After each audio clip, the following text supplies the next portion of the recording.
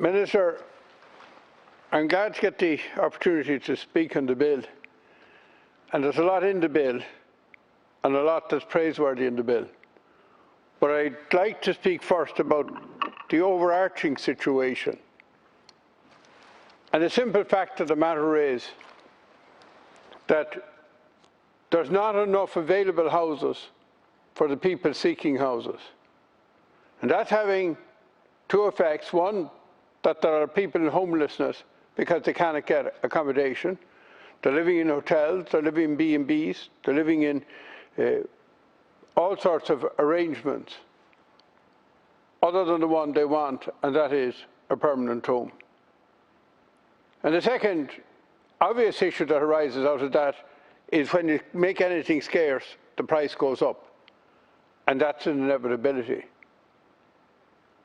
And therefore, in the end of the day, we have to deal with the supply issue. And as long as we're talking about it, but not actually building houses, we're not going to actually solve the housing crisis. The second thing is, this affects so many people in society. Every week I get people onto me who are homeless. Now, when I talk about people being homeless, there's two types of homelessness. There are those who sleep in doorways, many of who have social issues, maybe have addiction issues. But there's also that huge number of unseen homelessness. People living in all sorts of temporary accommodation for no other reason than the fact that there's no accommodation available. And that if they were in a rented property, the owner of the property wanted it back for one reason or another. And until we deal with the supply issue, and until the state provides social housing, we're not going to solve that problem. Now, in the old days, we had the rent allowance, which was meant to be a temporary expedient for people who found themselves temporarily without accommodation, but was never meant to be a permanent arrangement. The previous government, in an effort to reduce the housing list, and by sleight of hand said, we're going to abolish the rent allowance and we're going to put HAP, RAS it was at first, and now it's HAP in its place. But that's still renting from a private landlord. And 80% of the people that I represent that are in HAP would prefer to be in a local authority or a state-owned house. Why? Because of security of tenure. That thing that the Irish fought so hard for in the 19th century. It's funny that it has come back to haunt us again. And therefore, we need to give people permanent homes, if that is their choice. I'm not saying that I haven't met people that would rather stay in the HAP, and that's their choice, but it should be a matter of choice, not a matter of being told. And certainly, the vast majority of the people I know would rather have, preferably local authority housing,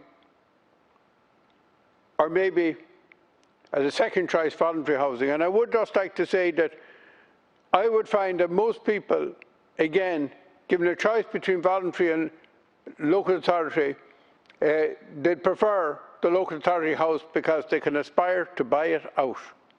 Because a lot of people in Ireland still aspire to have what their parents have had, and that is a house that they can own. I'd like to just say a few short words, and I always listen very, very carefully to what Deputy Fitzmaurice has to say. His experience on the ground, and I often wish that people who design schemes had the kind of experience he had at the coalface. And certainly with all the bureaucratic structures we've set up, the bidding and tendering processes we've set up, we have managed to destroy a lot of small builders who always worked within their capacity and who always just took a steady amount of work on hand, and who collectively between them right across the country in the big villages and the small villages, and they were happy to do the small projects, provided a lot of houses. And I think we have to look at our bureaucratic structures to make it attractive for them again. And the next issue we need to look at is the whole delays in actually getting a house built. So from the time a local authority decides to build houses to the time that those are ready, there's an inordinate delay, and of course we've lost a lot of corporate knowledge in local authorities because a lot of the skilled people were let go. And there isn't the same skill sets in terms of design, etc., in the local authorities as there was. But I've also come across a case in my own constituency where it's going to take well over 2 years, 2.5 years, to develop a very small housing estate. So again, we have to ask the question, why does it take so long to build standard houses? And only a half a mile away from this particular site, there's a school, and I remember well, it started in February 2011 and it opened in September of the same year, a whole school, a city school, full standard size. Isn't it funny how everything interconnects? Timber prices have gone crazy. Importing is one problem, but even the price of native timber, because it's so scarce and because there's such good market here and in Britain, has gone up. Why? Because there's a hold up in licenses in Quilta, not because there's any shortage of timber. It's amazing, in fact, that the failure of the Department of Agriculture and in total, including its appeals board, to deal with licensing of felling of timber has actually put up the price of timber in this state. I also agree with the issue in relation to the workforce. If we had planning tomorrow and we put houses out to tender, we'd suddenly find that the workforce we had when we were able to build 90,000 houses doesn't exist anymore and nobody's replaced them. There are an awful lot of our own people in England and in Australia, in Canada, skilled machine operators, block layers, carpenters, electricians. A lot of them are at an age now that they'd actually be interested in coming home.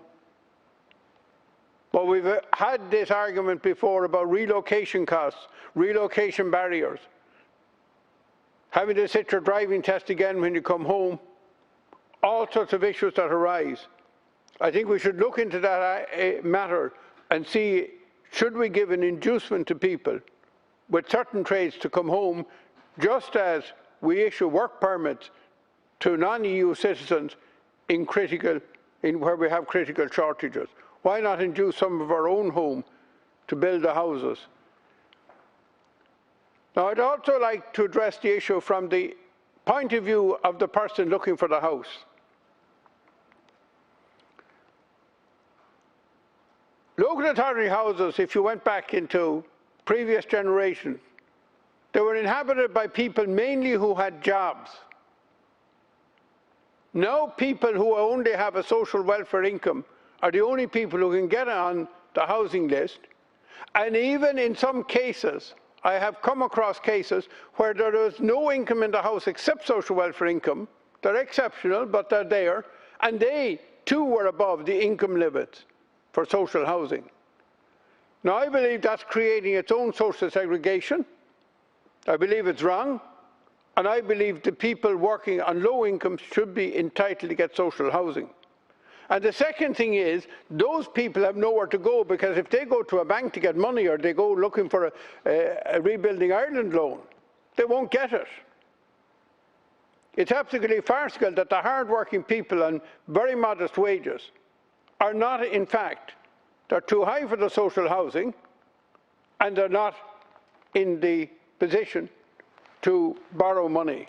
And then we move up to people who would have been a generation ago able to buy a house on one-income families, and on two what would have been considered steady jobs in the civil service and Garda, nurses, all sorts of jobs.